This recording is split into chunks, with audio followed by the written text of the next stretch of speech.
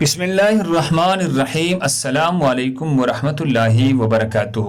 ناظرین گرامی، مغفرت اور کامیابی کی دعا۔ سورۃ بقرہ میں اللہ جل شانہ فرماتے ہیں اعوذ باللہ من الشیطان الرجیم، بسم اللہ الرحمن الرحیم۔ ربنا لا تؤاخذنا ان نسینا او اخطأنا ربنا ولا تحمل علينا اصرا كما حملته على الذين من قبلنا ربنا ولا تحملنا ما لا طاقة لنا به واعف عنا واغفر لنا وارحمنا انت مولانا فانصرنا على القوم الكافرین۔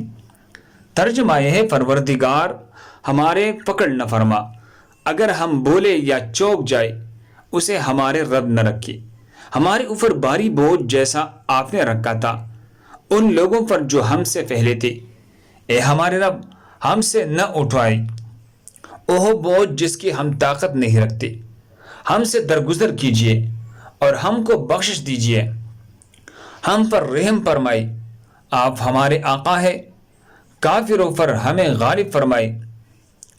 اس آیت کا فائدہ میں حدیث یہ ہے، احادیث میں ان تینوں آیاتوں کو خزانہ عرش کہا گیا ہے۔ آپ صلی اللہ علیہ وسلم تاکید کی ہے کہ خود سیکھو اور عورتوں کو سکھاؤ۔